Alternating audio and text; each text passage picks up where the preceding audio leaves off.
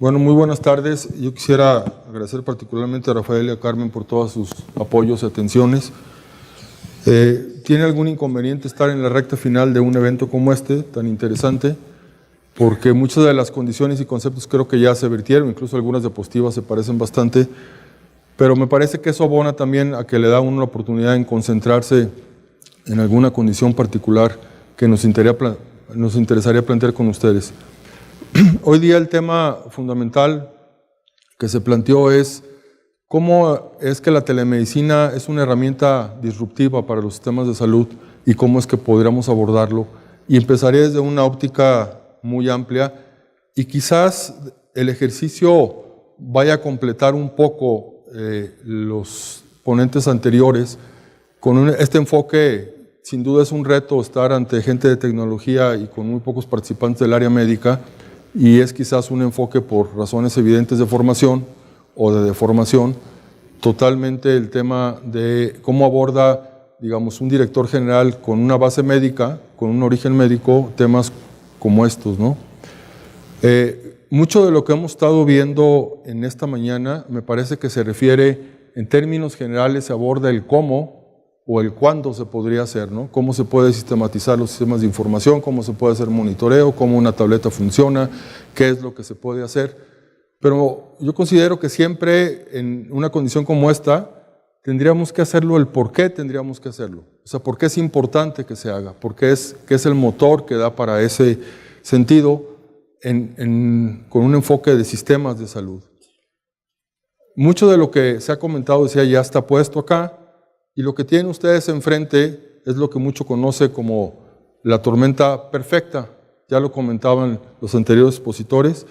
Por un lado están los cambios demográficos, esta condición que los demógrafos llaman la inercia demográfica, lo cual significa que lo que va a suceder en el país en términos de población en los siguientes 30 años está dado y nadie puede hacer nada absolutamente para eso.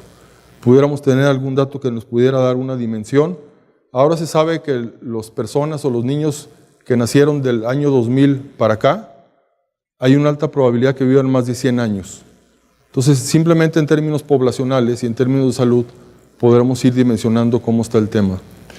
Los cambios epidemiológicos, ya lo comentaban, la tormenta o el tsunami de las enfermedades crónico-degenerativas, no haré una alusión más que a eso. Y otra condición que poco se ha hablado es la estructura de los sistemas de salud y los costos de los sistemas de salud. Creo que Eduardo Delgadillo comentaba algo en ese sentido.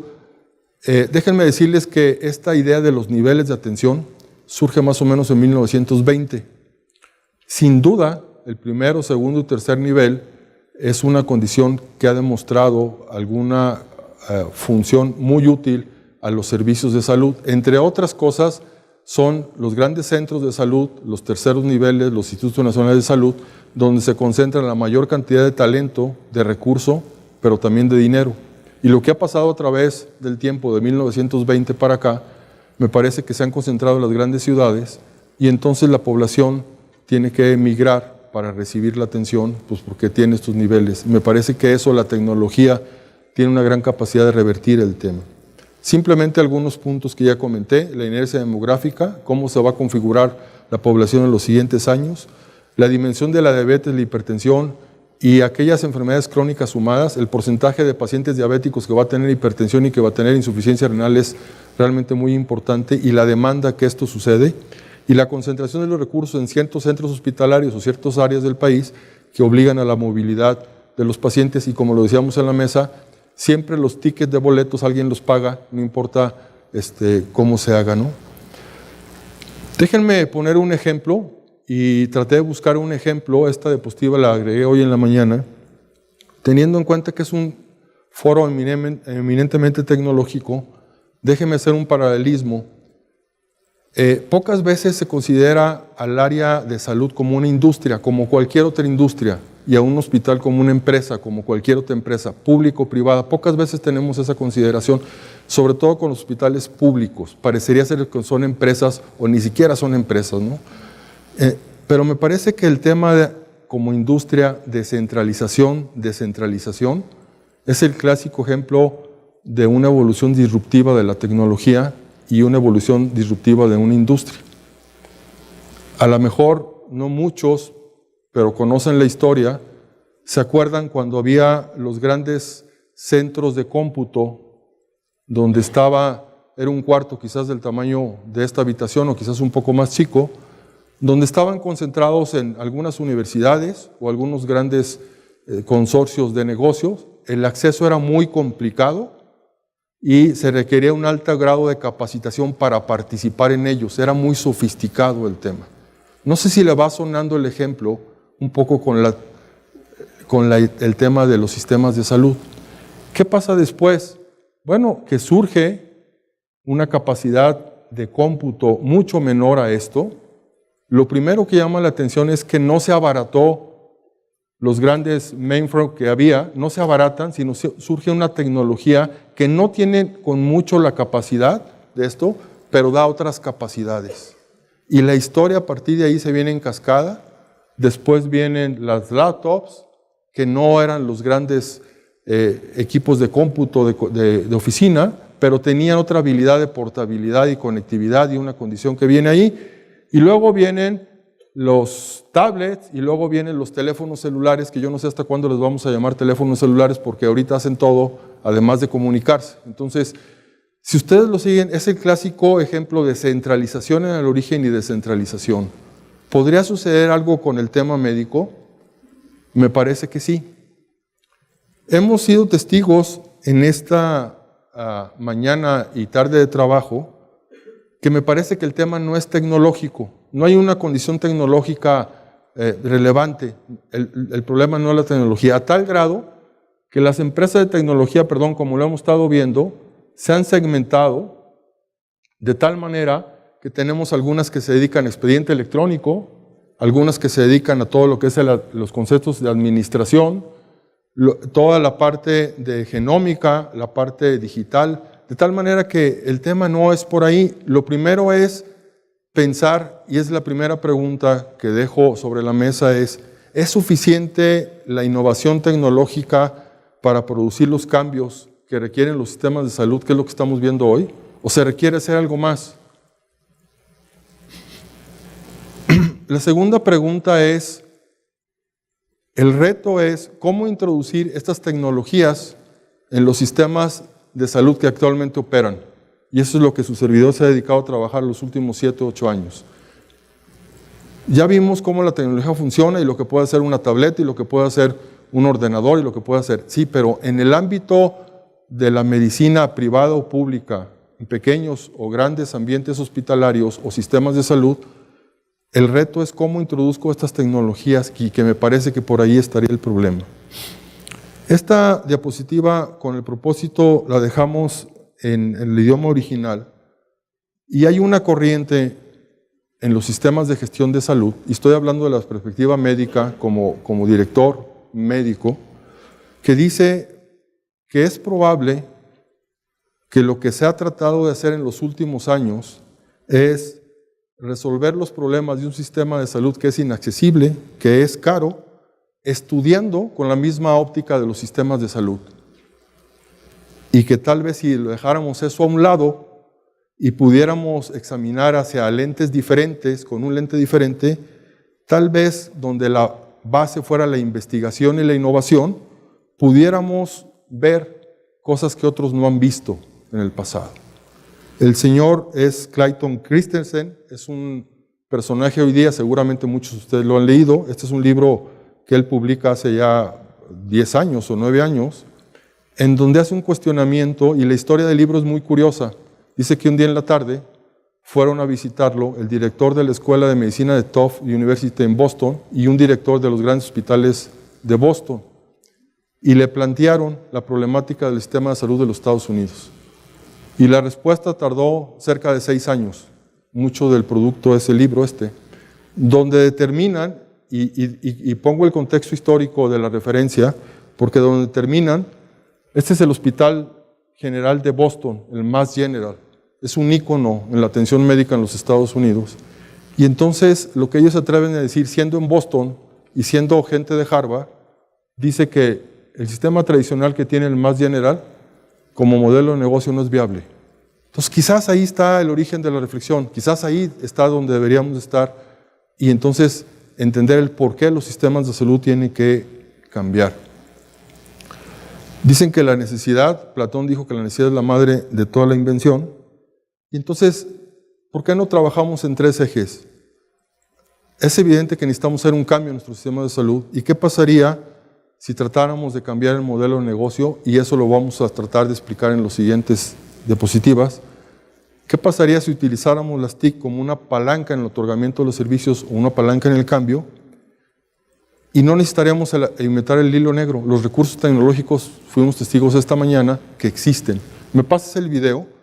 Voy a pasar un video que es muy parecido al que pasó Javier, simplemente, y no lo voy a dejar correr todo intencionalmente por tiempo, y simplemente para hacer el enlace con la siguiente diapositiva. ¿Me lo puedes pasar? Y para tener fresca la idea. Ahí tenías el enlace en el...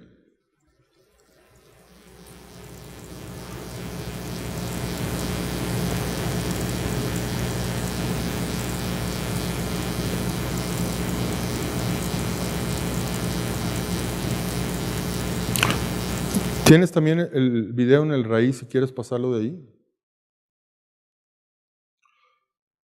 ¿Se acuerdan el video que pasa Javier de esta condición de la actividad digital, cómo es que ha evolucionado y cómo es que uno cuando ve los videos de esa condición dice, parecería ciencia ficción, parecería ser que eso pues está padre como idea, está padre como concepto, pero está complejo probablemente que llegue, y menos quizás a los países de nosotros, ¿no? Entonces, esa es un poco la idea que me gustaría dejarlos. Vamos a dejar correrlo nada más 1 minuto y medio para que lo vean.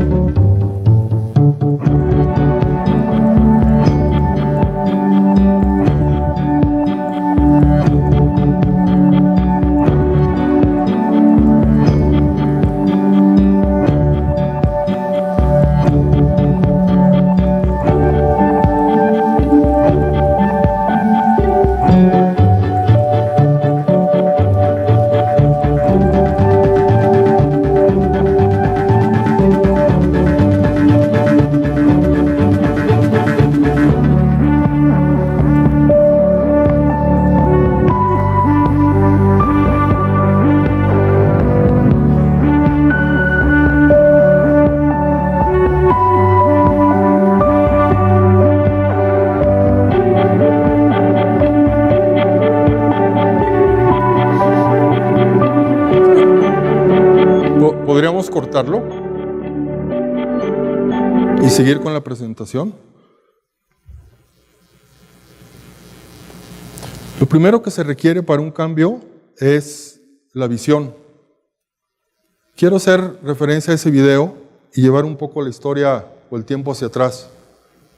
Fíjense esta historia tan interesante que está publicada en el Museo del Smithsonian. Cuando recién se inventó la radio, salió publicado en la revista de Ciencia e Invención por este médico la visión de compartir lo que él llamó el teledáctil. Y lo que pretendía el teledáctil es un instrumento que a futuro podría ser posible sentir como a distancia. ¿Les parece una utopía? Estoy hablando de 1925. Oye, ¿predijo el tipo lo que iba a pasar? Fíjense qué curioso. La cirugía robótica de 2015 la presentaron la gente del Hospital Ángeles. Es un programa de cardiocirugía con robótica. ¿No se parece un poco al concepto de 1925 a 2015? ¿Estaremos muy lejos de tenerlo del video? Tal vez no. ¿Cómo empezó el tema? Con una visión. Y me parece que eso es lo importante. Esta diapositiva puede aclarar un poco y puede ser un diagnóstico de qué etapas estaríamos pasando nosotros. Esta es una versión de la Universidad de Davis, del doctor Tom Nesbitt, que es el líder del programa de Health Care y telemedicina en salud en esa universidad. Y dice, lo primero es que hay fases, y desde la visión norteamericana lo que plantea es, el primer tema es una visión, y luego el segundo tema, la segunda fase son los pilotos. Y ellos ubican el estadio de desarrollo de acuerdo a la visión que ellos y diagnósticos tienen, en que ellos están en la etapa de conversión digital y la integración. Lo que es curioso, lo que han oído esta mañana, ¿por qué no revisamos solamente la lámina que está en anaranjado? Durante muchos años, lo que él dice lo habla como pasado, y las tecnologías centraron la entrega en la visión de la telemedicina. El valor fue creado y las lecciones aprendidas. Muchas barreras técnicas encontramos. No se tenía alta velocidad de redes. ¿Les suena algo? Seguridad para proteger la transmisión. ¿Les es familiar? La integración de equipamientos clínicos con video y redes. La posibilidad de compartir los registros de pacientes. La tecnología de bajo costo. Eso lo hablan como en pasado. Y fue una etapa, la primera etapa después de la visión y luego el piloto. Yo no sé si tendríamos que pasar por esta ruta, pero al menos nos dice que alguien que ya pasó, ¿cuál sería la siguiente parte? ¿Y dónde están parados? Ha sido un sueño durante muchos años, de la etapa donde están ahorita, crear un entorno completamente digital y integrado a la visión, a la atención clínica. Hay muchas versiones y opiniones sobre lo que se puede parecer, y lo más importante de la frase es, los procesos tecnológicos para la atención deben estar diseñados para un apoyo pleno y continuo del ciudadano o del paciente. Eso me parece fundamental y debería ser algo que no deberíamos de perder de vista. Lo otro es algo que ellos ven todavía aún como futuro, y en novio de tiempo pues nos lo saltamos. ¿Cuál es el reto en realidad en el fondo? Me parece que lo que tendríamos que definir, instituciones públicas y privadas, es cuáles son nuestros límites en los sistemas de salud. La visión de las instituciones donde yo trabajo todavía es una institución muy de 4 paredes en los hospitales, muy en la clínica de medicina familiar, en las clínicas de segundo nivel o en las unidades médicas de alta especialidad. Tenemos acciones en la comunidad, tenemos acciones en empresas, pero el trabajo se centra ahí, básicamente. Y entonces lo que hace es que, como el ejemplo que ponía Javier en la mañana, los pacientes crónicos, cuando salen a la comunidad, los sacamos del radar. Entonces un paciente con insuficiencia cardíaca recae y llega a urgencias, lo estabilizamos, lo pasamos a terapia, después de mucha inversión de varios días sale a la comunidad y lo perdemos. Entonces, el segundo tema es el replanteamiento. Tendríamos que replantear nuestros sistemas, cuáles son los límites del sistema de salud, y es probable que tendría que ser mucho más amplio. Si los sistemas de salud y la tecnología para salud no se enfocan en este tema, en tener un escenario mucho más amplio, difícilmente el impacto. Por eso decía que el expediente electrónico no puede estar acotado a un hospital o a una clínica, tiene que estar acotado a un sistema de salud mucho más amplio. Y los servicios de monitoreo, telemetría, no pueden estar acotados a un hospital o a una clínica, deben estar mucho más amplio. Me parece que esto es un tema que habría que resolver. Me voy a ir un poco más rápido. El esquema que ha funcionado en muchos países inició en Estados Unidos, en el área de Boston. Es algo que se llama la triple meta. Si no hay muchos médicos, es probable que no hayan oído hablar de ella, la voy a explicar muy rápidamente. Tiene 3 estrategias fundamentales. Primero es mejorar la experiencia en la atención del paciente, es fundamental. La segunda es reducir los costos, y tiene una connotación importante en reducir los costos. No se trata de hacer cortes financieros, con un enfoque financiero o economista, sino disminuir la grasa que existe en el hospital, en términos de procesos, y mejorar la salud de la población. Esto implica necesariamente un ámbito fuera del hospital. Rápidamente, algo ya se comentaba en la mañana, las dimensiones de la atención o de la calidad se han circunscrito a 6 posibilidades. La primera es la seguridad, la efectividad. El cuidado centrado en el paciente dictamina mucho de la conformación de los sistemas de salud. Y hay ahí una estrategia de segmentación de mercado exactamente igual a la que hacen otras industrias, en cómo vamos a segmentar el cuidado de los jóvenes, de los viejos, de los jóvenes viejos, de los viejos y de los muy viejos o de los muy niños. Entonces, Este es un tema de adecuación, de hecho saco o traje a la medida, de acuerdo a las necesidades del paciente. La oportunidad, la eficiencia y la accesibilidad es un tema, y me parece que en ese tema las tecnologías pueden hacer mucho. Y el otro tema importante es la salud de la población. Aquí el concepto cambia radicalmente, cambia de salud a bienestar, esto que los americanos le llaman el wellness. Me parece que es un concepto diferente, porque si viene un paciente crónico con una enfermedad, difícilmente va a estar sano, pero sí puede tener una mejoría o sus niveles de bienestar, y eso es lo que deberíamos de hacer. Y el otro tema crítico es el efecto o el tema de reducir los costos haciendo una administración de una manera mucho más adecuada. De tal manera, y tratando de resumir un poco, hacia dónde se mueve la transformación. Los pacientes antes, o ahora todavía, se movilizan hacia el experto, se desplazan. En el futuro lo que va a suceder, o está sucediendo en otros países, es que el experto va donde el paciente. ¿Cómo? A través de la tecnología. La segunda de los tratamientos son los hospitales. En el futuro los tratamientos estarán en casa, en la comunidad, por un modelo como este. El cuidado focalizado en los profesionales, hoy día, y en el futuro, con el apoyo de la tecnología y el experto remoto, la participación de familiares, amigos y otros cuidadores formales e informales. El pago por proceso, el día de hoy, el pago por resultados que empiezas a operar en algunos contratos, me parece que eso es el futuro. Y uso de las tecnologías para soportar los procesos actuales, y aquí es donde centro el tema, uso de las tecnologías como un elemento disruptivo en los procesos actuales. Me parece que ese es el tema. Ese es un tema que comentábamos en la mesa ayer. Hemos hecho un pacto entre los directores. Hoy en la mañana hemos oído que el trabajo colaborativo me parece que es lo que nos va a permitir llegar más adelante. Y este es un modelo, un concepto que hemos tratado de establecer y trabajar, dado que la gente de tecnología tiene una formación diferente de origen, los médicos también, pero somos mutuamente necesarios para proyectos como estos. Entonces simplemente llegamos a un acuerdo de profesionales. Los médicos no determinamos cuál es el ancho de banda ni la infraestructura tecnológica necesaria, pero decidimos cuál es el modelo que debemos atacar con una base epidemiológica y con una base de impacto. Los tecnólogos no nos dicen qué nivel de hemoglobina o qué nivel de insulina vamos a administrar, ni los biomédicos tampoco hacen una condición de ancho de banda o me dicen cómo debo hacer el cuestionario del paciente. Mientras cada quien respete el ámbito, las cosas han funcionado muy bien. Y alguien lo dijo, ¿no? El derecho, lo que dijo Benito Juárez. Esto ya lo enseñó Agustín Harfuch.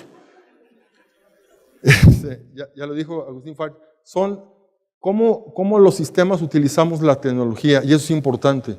¿Cómo lo utilizamos? Podemos mejorar el acceso, la eficacia, la eficiencia, la seguridad, la generación del conocimiento, el impacto en la economía, y sobre qué ámbitos de operación netamente clínicos o de salud podemos mejorar la prevención con el acceso, podemos mejorar el diagnóstico con el acceso o con la eficiencia, podemos mejorar el monitoreo, podemos mejorar la educación. ¿Cómo relacionamos las variables? No sé, pero así, esa es una herramienta, la tecnología es una herramienta para el área médica y debemos utilizarla de esa manera. Ya lo platicaba Javier, estamos hablando de un ecosistema, es una gráfica que tiene un sentido muy similar al que él tenía, simplemente con otra figura, en donde hay un sistema puesto como tal, y hay la posibilidad hoy de hacer relaciones entre hospitales, entre clínicas, entre comunidades o con pacientes. Déjenme mostrarles en el minuto y medio que me queda, simplemente la experiencia que tuvimos con todo este contexto y entenderán por qué la experiencia. La medición de parámetros vitales a distancia, telemetría, es un hecho muy acotado el día de hoy y me parece que es bastante sencillo. Hay un monitoreo del paciente directamente con una toma de determinación del parámetro que uno va a monitorizar. Esto se transmite, llega a un lugar para que sea analizado y se analiza y se toma una decisión con el paciente.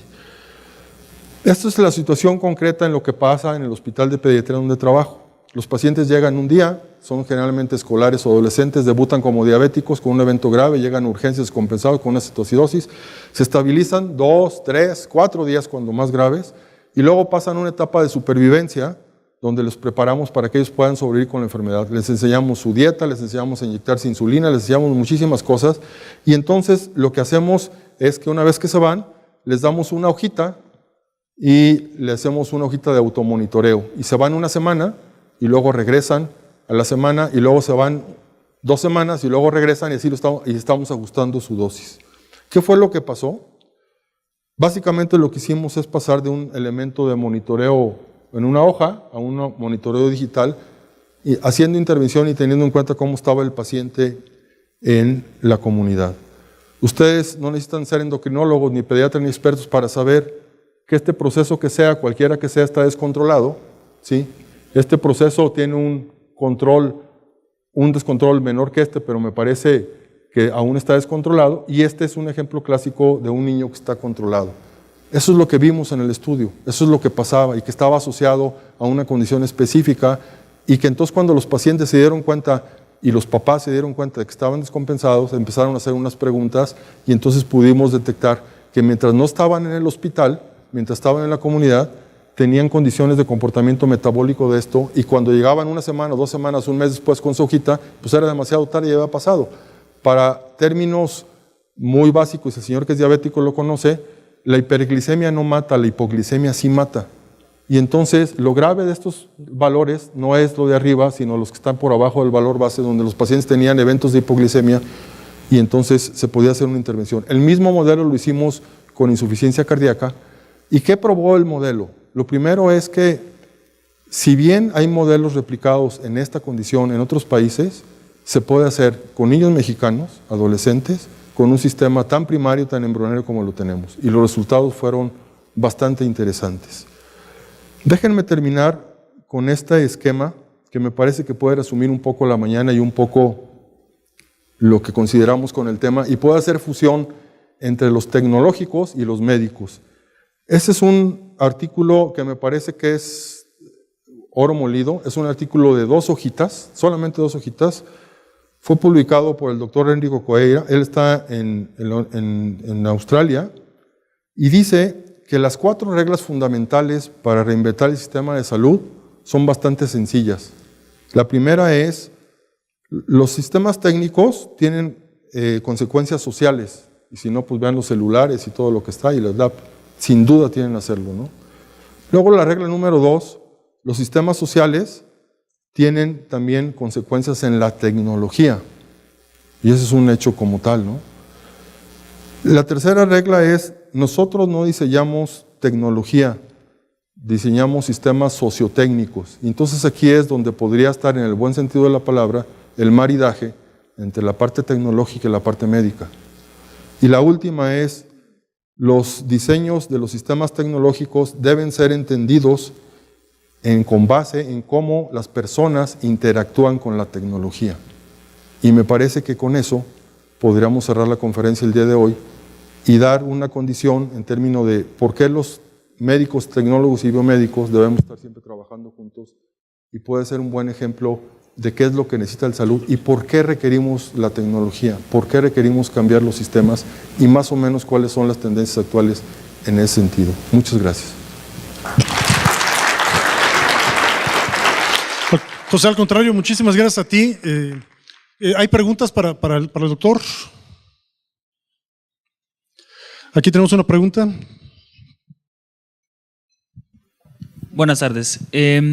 Referente a los proyectos que mostró de diabetes y de insuficiencia cardíaca, ¿tiene alguna referencia de más o menos cuál fue el ahorro hacia el instituto o un porcentaje? El tema. El reto era, lo que planteaba el proyecto es decir, a ver, tú le vas a dar un celular a un adolescente o a un niño escolar y se lo vas a poner a monitorizarse. ¿Es capaz de usar la herramienta y la herramienta es capaz de integrar una información para que nos permita tomar decisiones? Ese fue el acotamiento del... Por supuesto, ¿por qué? Pues tú dale un celular a un adolescente y probablemente en la hipótesis previa él lo puede usar para cualquier cosa menos para la salud. ¿Y qué crees? Que sí lo utilizan para eso. Y esto que decían de los datos personales fue bien interesante porque al mes hicimos un corte para ver cómo estaban los temas y los papás nos pidieron que querían ver los datos de los niños, porque el niño entraba a un portal y veía sus datos y veía cuáles tenía rojos y cuáles tenía verdes y cuáles tenía amarillos. Y entonces, como es una situación, la pediatría es medicina de papás y niños, y entonces los papás nos dijeron, queremos ver la información de nuestros hijos. Entonces, tu cliente es el niño, también el papá. Pero entonces lo que dices es, oye, ¿les quieres enseñar la información? Y la respuesta de ellos fue no. Entonces lo que hicimos fue entregar un reporte como escolar cada periodo de tiempo del comportamiento. Y otras cosas, por ejemplo, la mamá le había dicho durante muchos años qué dieta debería llevar y qué dieta le hacía mal. Y la mamá te decía, oiga doctor, es que cada vez que le doy esto, le sube la glucosa y le... Pues claro, pero verlo gráficamente es una condición que impone. Este es un tema que yo creo que en México no se ha explotado o no se ha evaluado, decir, el famoso awareness. Si hoy tienes una enfermedad cardíaca y te pesas, y pesas 2 kilos más que ayer, tú eres consciente que tu estado de salud está más deteriorado que ayer. Pero a diferencia de otros países como Alemania y eso, el núcleo familiar puede apoyar mucho y saber que la persona que tiene una enfermedad, pues, y a lo mejor no se tomó la medicina, a lo mejor se excedió en el líquido, a lo mejor hubo transgresión de dieta, no lo sé. Entonces creo que el impacto en ese sentido es una segunda parte de lo que habría que medir en el país con las condiciones que tenemos. No sé si contesto tu pregunta. No era un estudio enfocado a hacer la evaluación del impacto en costo-beneficio del tema. Okay. Estábamos muy lejos de eso porque no sabemos ni siquiera si dándole los celulares iba a funcionar y el esquema iba y toda la tecnología iba a funcionar. Cuando menos en México no se había hecho. Okay. Sí, ya, mejor. Gracias. Muy bien, doctor, pues muchísimas gracias. Doctor Rega, le agradecemos mucho. Gracias, buenas tardes, secretario. Gracias.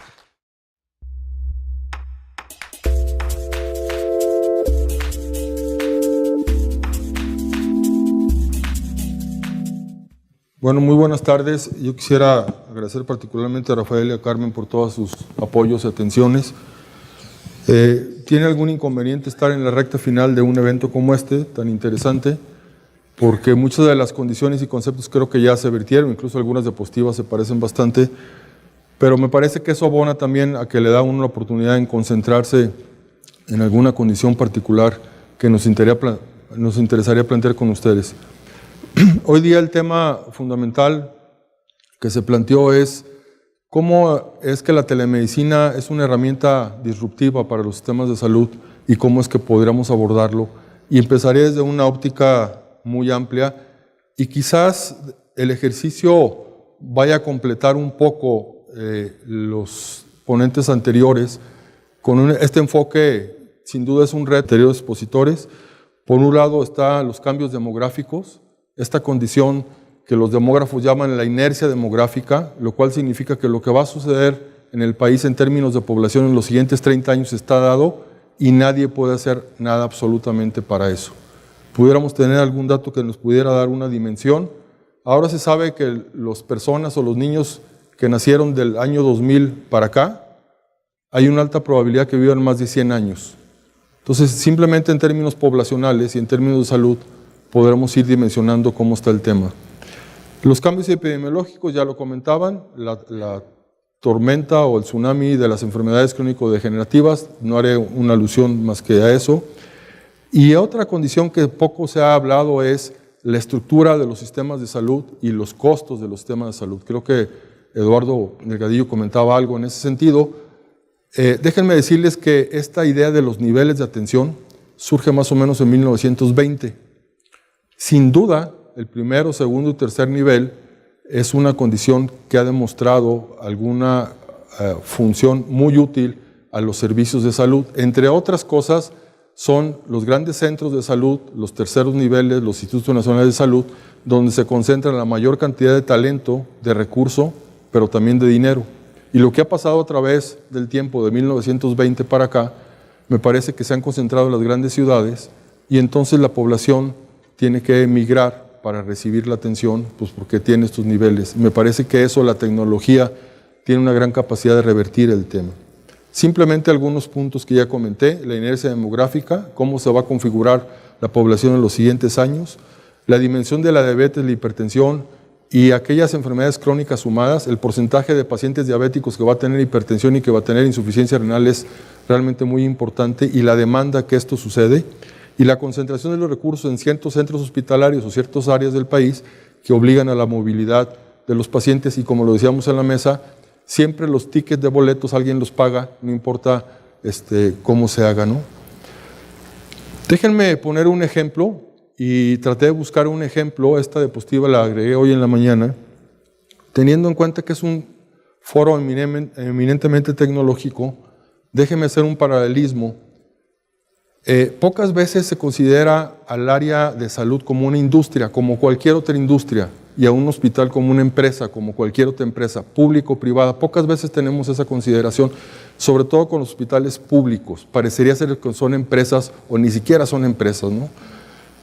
Pero me parece que el tema como industria, descentralización, es el clásico ejemplo de una evolución disruptiva de la tecnología y una evolución disruptiva de una industria. A lo mejor no muchos, pero conocen la historia, se acuerdan cuando había los grandes centros de cómputo donde estaba todo estar ante gente de tecnología y con muy pocos participantes del área médica, y es quizás un enfoque por razones evidentes de formación o de deformación, totalmente el tema de cómo aborda, digamos, un director general con una base médica, con un origen médico, temas como estos, ¿no? Mucho de lo que hemos estado viendo en esta mañana me parece que se refiere, en términos generales, se aborda el cómo o el cuándo se podría hacer, ¿no? Cómo se puede sistematizar los sistemas de información, cómo se puede hacer monitoreo, cómo una tableta funciona, qué es lo que se puede hacer. Pero yo considero que siempre en una condición como esta, tendríamos que hacerlo el por qué tendríamos que hacerlo. O sea, por qué es importante que se haga, porque es el motor que da para ese sentido con un enfoque de sistemas de salud. Mucho de lo que se ha comentado, decía, ya está puesto acá, y lo que tienen ustedes enfrente es lo que mucho conoce como la tormenta perfecta. Ya lo comentaban los